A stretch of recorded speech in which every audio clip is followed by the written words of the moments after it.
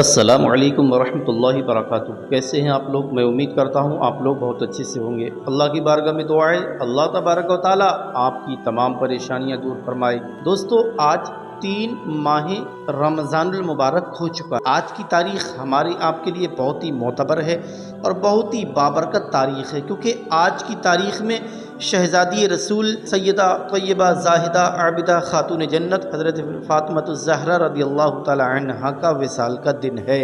آج تمام ہی عاشقان رسول کو یہ چاہیے، غلامان مصطفیٰ کو چاہیے کہ اپنے اپنے گھروں میں جس انداز سے ہو سکے آپ لوگ فاتح خوانی کا نیاز کا اہتمام کریں اور سیدہ فاطمہ رضی اللہ تعالی عنہ کی بارگاہ میں نظر پیش کریں۔ انشاءاللہ جو انسان آج کی تاریخ میں مغرب کی نماز سے پہلے یا پھر مغرب کی نماز کے بعد اگر موقع لگے تب بھی کوئی دقت کی بات نہیں ہے، انشاءاللہ فاتح خوانی کا اہتمام کرے، نیاز کا اہتمام کرے گا، اللہ تبارک و تعالیٰ اس کے گھر کی تمام پریشانیوں کو دور کر دے گا، اس کی تمام حاجتیں اللہ اپنی بارگاہ میں قبول فرمائے گا۔ جان لیتے ہیں کون ہے سیدہ فاطمہ رضی اللہ تعالی عنہا۔ حضرت خدیجۃ الکبریٰ رضی اللہ تعالی عنہا، جنہوں نے مذہب اسلام میں عورتوں میں سب سے پہلے کلمہ پڑھا ہے، جنہیں خدا کا سلام آیا ہے، انہی کی بیٹی خاتون جنت حضرت فاطمہ الزہرا رضی اللہ تعالی عنہا ہے۔ حضرت امام حسن اور سیدنا امام حسین رضی اللہ تعالی عنہم کی امی جان ہے اور حضرت علی فاتح خیبر مولا علی مشکل کشا رضی اللہ تعالی عنہ کی بیوی ہیں، سبحان اللہ، اور مصطفیٰ جان رحمت صلی اللہ علیہ وسلم کی پیاری چہیتی بیٹی ہیں۔ یہ وہی سیدہ فاطمہ ہیں جن کے بارے میں پیارے آقا نے ارشاد فرمایا ہے کہ جنت میں عورتوں کی ملکہ ہے وہ میری بیٹی فاطمہ ہے۔ تو ہمیں اور آپ کو چاہیے کہ آج حضرت فاطمہ الزہرا رضی اللہ تعالی عنہ کی بارگاہ میں نظر پیش کریں، نیاز دلائیں، فاتح خوانی کرائیں، جتنا ہو سکے قرآن کریم کی تلاوت کر لیں، جس انداز سے جس کو ہو سکے ہر عاشق رسول کو چاہیے کہ اپنے اپنے گھر میں چاہے کھانے پر، شیرنی پر، فروٹ پر، مٹھائی پر، چاہے صرف پانی پر سیدہ فاطمہ کی بارگاہ میں نظر پیش کریں، فاتح خوانی دلائیں۔ انشاءاللہ آج کی اس ویڈیو میں ہم آپ کو بہتر طریقے سے فاتحہ کا طریقہ سنانے والے ہیں۔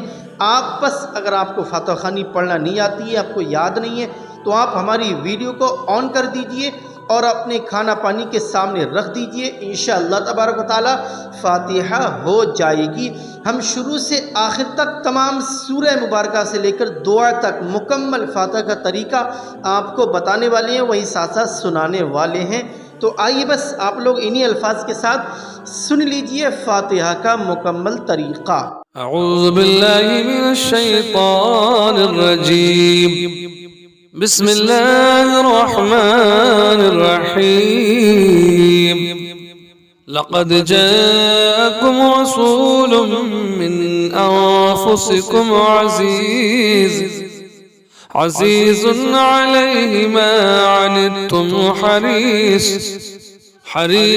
عليكم بالمؤمنين رؤوف رحيم، فإن تولوا فقل حسبي الله لا إله إلا هو عليه توكلت وهو رب العرش العظيم۔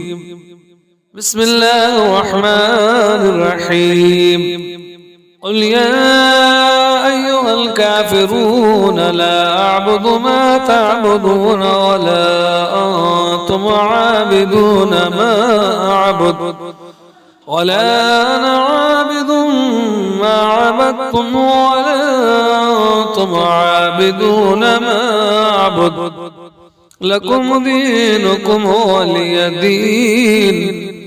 بسم الله الرحمن الرحيم، قل هو الله أحد الله الصمد لم يلد ولم يولد ولم يكن له كفوا أحد۔ بسم الله الرحمن الرحيم، قل هو الله أحد الله الصمد لم يلد ولم يولد ولم يكن له كفوا أحد۔ بسم الله الرحمن الرحيم، قل هو الله أحد الله الصمد لم يلد ولم يولد ولم يكن له كفوا أحد۔ بسم الله الرحمن الرحيم، قل أعوذ برب الفلق من شر ما خلق ومن شر غاسق إذا وقب ومن شر النفاثات في العقد ومن شر حاسد إذا حسد. بسم الله الرحمن الرحيم. قل أعوذ برب الناس ملك الناس إله الناس من شر الوسواس الخناس الذي يوسوس في صدور الناس من الجنة والناس. بسم الله الرحمن الرحيم. الحمد لله رب العالمين الرحمن الرحيم مالك يوم الدين إياك نعبد وإياك نستعين اهدنا الصراط المستقيم صراط الذين أنعمت عليهم غير المغضوب عليهم ولا الضالين. بسم الله الرحمن الرحيم. ألف لام ميم. ذلك الكتاب لا ريب فيه هدى للمتقين الذين يؤمنون بالغيب ويقيمون الصلاة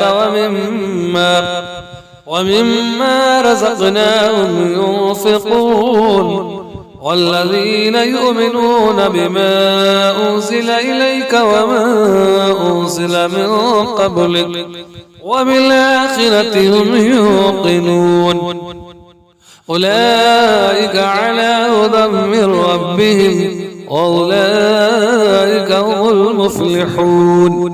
وإلهكم إله واحد لا إله إلا هو الرحمن الرحيم. إن رحمة الله قريب من المحسنين وما أرسلناك إلا رحمة للعالمين. ما كان محمد أبا أحد من رجالكم ولكن رسول الله وخاتم النبيين وكان الله بكل شيء عليما. إن الله وملائكته يصلون على النبي يا أيها الذين آمنوا صلوا عليه وسلموا تسليما. اللهم صل على سيدنا ومولانا محمد وعلى آل سيدنا مولانا محمد بعدد كل شيء معلوم لك وبجمالك يا رسول الله صلى الله عليه وسلم. أعوذ بالله من الشيطان الرجيم. سبحان ربك رب العزة عما يصفون وسلام على المرسلين والحمد لله رب العالمين. परवरदिगार आलम मौला तबारक व तआला खलाक कायनात जो कुछ भी कुरान मुकद्दस की आयतें सूरतें जो भी तिलावत की हैं मौला ताला इनमें कसदन या सहवन किसी तरीके से गलतियां हो गई हैं तो अपने फजल और करम से माफ फरमा। सबसे पहले अपने हबीब रहमत आलम नूर मुजस्सम सल्लल्लाहु ताला अलैहि वसल्लम की बारगाह में मौला पेश करते हैं तो कबूल फरमा। नबी करीम सल्लल्लाहु अलैहि वसल्लम वसीले से आदम अलैहिस्सलाम से लेकर ईसा नबीना अलैहिस्सलाम तक तमाम अंबिया किराम रसूलान निज़ाम अलैहिस्सलाम की बारगाह में अता फरमा। हुजूर सल्लल्लाहु अलैहि वसल्लम के तमाम सहाबा साहबियात अज़वाज मुताहरात ताबईन किराम ताबईन तबे ताबईन खुलाफा राशिदीन की बारगाह में अता फरमा। तमाम शुहदाए किराम की बारगाह में अता फरमा। तमाम सलासिल हक़्क़ा के बुज़ुर्गान दीन की बारगाह में अता फरमा। तमाम वलियों की बारगाह में अता फरमा। हुज़ूर गौसे आज़म रज़ियल्लाहु तआला अन्हु की बारगाह में अता फरमा और तमाम औलिया कामिलीन बुज़ुर्गान दीन इमाम मुज्तहिदीन की बारगाह में अता फरमा। बिलखुसूस मौला तबारक व तआला आज के 3 रमज़ान मुबारक है मौला तबारक व तआला इस तारीख में हज़रत फ़ातिमा ज़हरा रज़ियल्लाहु तआला अन्हा का विसाल पाक हुआ।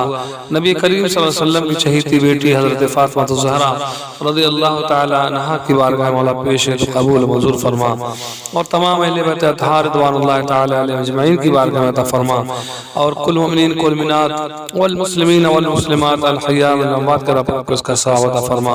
मौला तबारक व तआला फ़ातिहा खानी की बरकत से परवरदिगार आलम اور جو فاتحہ کرا رہے ہیں مولا تعالیٰ ان سب کی جائز تمنا کو پورا فرما، ہم سب کے رزق میں، روزی میں، عمر میں برکتیں عطا فرما، جان مال ایمان کی حفاظت فرما یا اللہ۔ اپنے حبیب صلی اللہ علیہ وسلم کے وسیلے سے حضرت فاطمہ الزہرا رضی اللہ تعالیٰ عنہ کے توسل سے مولا تعالیٰ اس ماہ مقدس رمضان مبارک کی بہاریں برکتیں عطا فرما۔ پروردگار عالم اس ماہ مقدس کے فیوز و برکات سے سب کو مستفیض و مالا مال فرما، بالخصوص مولا تعالیٰ جو بھی ٹی ایس ورلڈ کے ذریعے مولا فاتحہ خوانی کرا رہا ہے یا حضرت فاطمہ الزہرا رضی اللہ تعالیٰ عنہ کی فاتحہ کر رہا ہے، مولا تبارک و تعالیٰ سب کی جائز تمنا کو پورا فرما، کاروبار میں، رزق میں، عمر میں خوب برکتیں عطا فرما، زمینی آسمانی بلاؤں سے حفاظت فرما مولا تعالیٰ، اور تمام بیماریوں سے شفائے کامل و عاجلہ عطا فرما مولا تعالیٰ۔ تمام جہان کے مسلمانوں کی ہر طریقے سے عزت و آبرو کی حفاظت فرما۔ اللہم ربنا تقبل منا انکا انت السمیع العلیم وتب علینا انکا انت التواب الرحیم۔ ان اللہ وملائکته یصلون علی النبی یا ایھا الذین آمنوا صلوا علیہ وسلموا تسلیما۔ اللہم صل علی سیدنا مولانا محمد وعلی آل سیدنا مولانا محمد وسلم۔ صلاۃ و سلام علیک یا رسول اللہ صلی اللہ علیہ وسلم، صلی اللہ تعالی علی خیر خلقہ محمد وعلی آلہ وصحبہ اجمعین، رحمتک یا ارحم الراحمین، لا الہ الا اللہ محمد رسول اللہ صلی اللہ علیہ وسلم۔